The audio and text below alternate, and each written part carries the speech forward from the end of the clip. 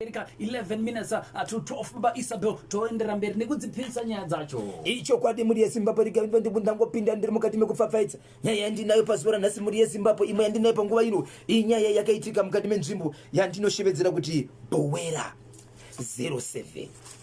Nyaya yekubhowera 07 muri yeZimbabwe inyaya iri panapa. Ina amai vari kuchema vakwanisa kuti kuta nekutosvika panguva ino pano vari mukati mekuchema. Vanoti ndakaroorwa nemurume. Asi kuroorwa kwandakaitwa nemurume ndakatozoona kuti ndanga ndiri wechinumber 30. Asi hama dzichitaura dzinoti izvo hatigutsikane nehama yedu. Hama yedu inenge yakatibate zvisina kunaka. Anongoti akagara nemukadzi, agara nemukadzi ane nguva yaanongoti iye mukadzi achaita sei achada. Vana vake vanawo vakawanda. Namba yarufungira ndinokwanisa kuziva inokunonga iri kuma 23. Yeah. Kuri kuti vamwe vana vakadzi vakaenda vasina kugara vasiya vana. So mukadzi anoti iye ndagara nemurume. Tagara nemurume. Murume akasvika panguva yekungoti mai mwana pane zvandoda kumboita zviri kuitika mandiri. Ndiri kukumbira kuti timboshayana zvinhu zvese kubva tatine 2 rooms dziripo. Murume angagara muimba yake, mukadzi achigara muimba yake. Ndobva vatoshiya zvese mapoto nemablankets. Asi pakutanga pavakashayana zvinhu izvi murume aiti mukadzi usabika, ndiye aitobika kumba kwake achipa mukadzi chikafu achidya. Vaine vana 2. Kusvika mukadzi azoona kuti zvinoita izvi. Kusvika akubika ega achipa vana chikafu. Achipa vana chikafu daro achigara kudaro. Akatozoona murume hama dzakutoudzwa chinzizo. Shamari achitaura neanyama dzake kuti zvakatakaita izvi ndokunoronzo kurambwa. Kuramba uchigara panapa amene tiri kugarirei. Dai warwa pasi. Zvandakaita izvi ndokunoronzo kuti kurambwa. Asi akataka chimuti usatye zvako ndine zvandiri kugadzirisa zvisingadi mukadzi mumba. Saka gara zvako une zvinhu zvako imomo. Chikafu ndechikubikira murume aidaro. Ari kudza mudzimai wake. Achidza mukadzi kudaro. Zvadaro manje.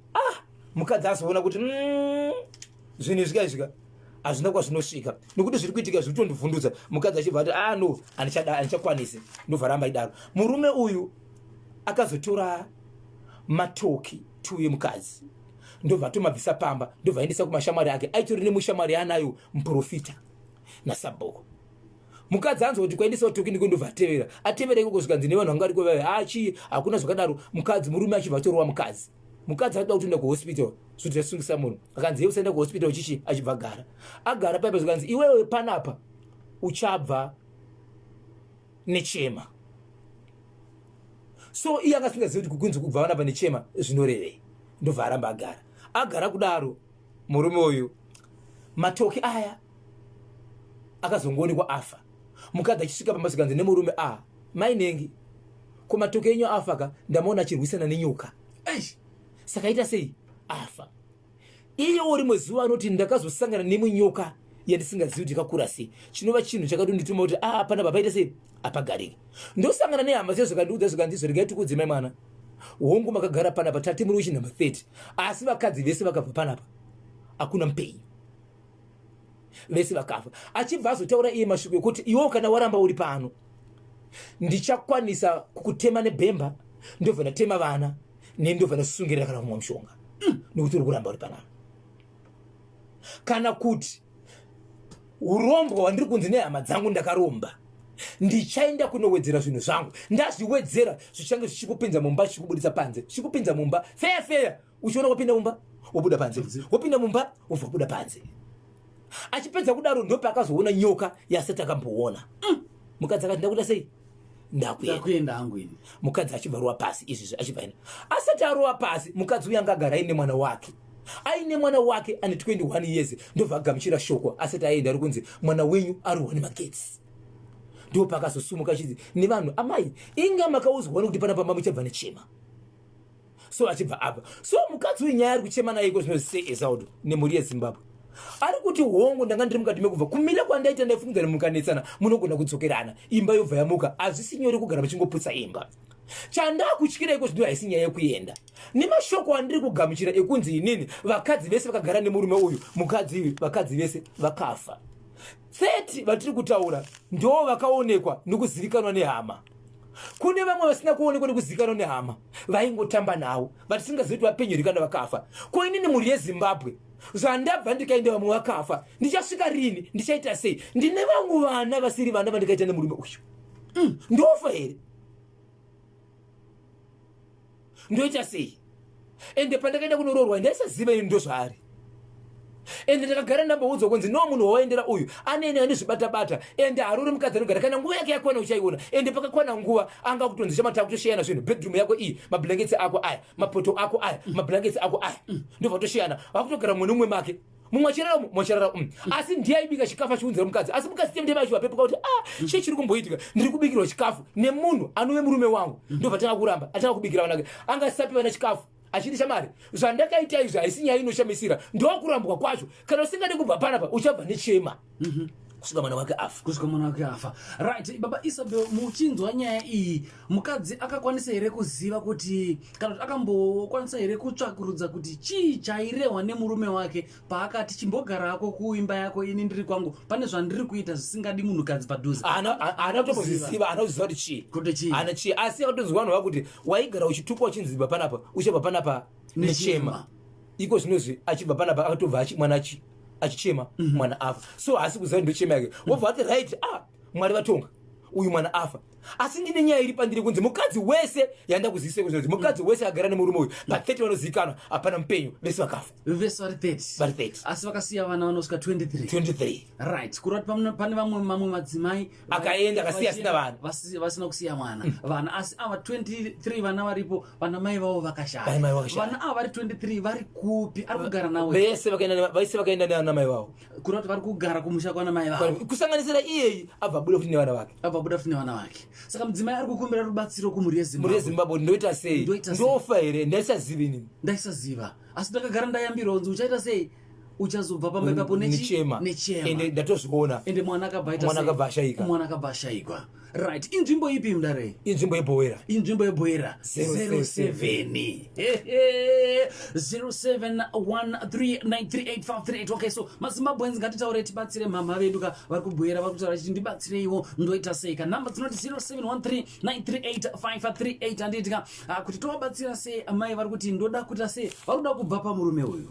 Kubva vakatobva pamba, vakatobva vachitochema chine kunoviga mwana wavo arwa nemagezi. Asi murume ari mubhoera futi imomo. Right, 0713938538 0713938538. Right, seEsraudo naBhozho icho. Okay, hanzi icho chekubhoera icho chinorema avo vanorema. Mukadzi uyo ngaabatsirwe nekukasika, vabatsiri vechokwadi pindirai mudzimai uyu anditika. Ndoti Arias Armando ndiri kuno kumachaya farm kuruwa anditika. Okay, so more blessing kutadza ushe ari kwachirumanzo zvikanzi ndosaka zvichinzi roranai vematongo. Zveizvo anditika ende havatombonyari madzimai tinoda dzimba, asi dzimwe dzacho dzimba ma1 ndinonzi maichosi. Ndiri pano pachitongweza. Right, 0713938538 0713938538. Alright, so mukwasha uyo okay, adzisina sekuru Thomas Mufundirwa but mukwasha wangu Bhozhoka ma1 hanzi chubwi hakuna munhu akadaro. Izi ndimi dziri kusekwa namoho reisaho sekuru Thomas John Mufundirwa, makansela manyama vari pachitown anditika. Right, Esraudo icho chekubhoera kaicho mukadzi uyo ngaaende ake faster akatoenda nobet chabeta chaari kuda kubatsirwa nekuti ari kutyira kuti vamwe madzimai 30 vekumashure iye ndiye wechi31 vakaita sei, vakashaya. Saka ari kuti pamwe ninondogona kuita sei kuzoshaya. Saka charuda rubatsiro rwekuti pamwe anganamatirwa angaita sei kuitira kuti mhepo yerufu isasangane naye, nekuti mwana wake agara akatodii futi akatoshaya kudhara. So akatodzwa mashoko ekuti yoka uchaita sei, uchabva ipapo kandechema. Chepabhoera icho pakaipa mapurisa ngaite basa ndinonzi shame. Alright, so bwera 7 ino bwera 07 inondinyadzisire iko kudaro 07 ka bwera anzi inondinyadzisire izvo kusvika pakutodaro ipapo andika. Alright, tikatione ndiano mukadzi wekubwera ngaaende kwa gogochioro abatsirike ndinonzi Jeremiah Kuvarairwa ndiri paGlenora anditika. Right, anzi inini mubvunzo wangu ndewokuti ko vakadzi vakafa avo 30 ava anditika vari pamba pemurume yeya vakafa vari pamba pemurume yeye kana kuti vakazofa vakafa vainda vasvika kumusha vese vakabva pamurume vaenda vakafa kwete vari pamba. Right, kura kuti vaitobva kumurume vaitobva kumurume vasvika kumba kovafira ndovanofira ikoko. Right, ndofunga mapinduro pana pamukoma wangu Richard Nyakurimwa kana kuti baba Shalom vari pamutare vanga vachibvunza kuti vanga vachifira ipapo here kana kuti kwete. Right, nyika yaoma mufunge Mwari ngavapindire shuwa munhu kurombera kuuraya madzimai ake. Saka kura kuti azvizozika munhu pamwe paitoita skirika iri rekuti regai tiparadzane ini ndigare mumba mangu yogare mumba mako ndo paanenge achitofambisa nyaya dzacho dzinozouraya madzimai ndofoka ndozvanenge achitofambisa nyaya dzake. Right, 0713@938 0713@938 nguva dzedu dzasvika pana 12 o'clock andidya nguva dziri kufamba mwana mudaraka hapana chekumirira. Icho kwadi muri yeZimbabwe regai ndibva ndareva ndichiti izvo kune venye vanenge vachida kundibata muri yeZimbabwe panhamba dzangu munondibata panhamba dzinoti izvo 0771 545 025 0771 545 025 0736 26 35 36 0736 26 35 36. Ndapota musabhipa sapita Zulu representing Domboshava. Umwe futa anobhipa unozati ndiani? Ndiregai Samuero Gwaya ari kubulawayo anobhipa futi yeye votika. Right, so muri yeZimbabwe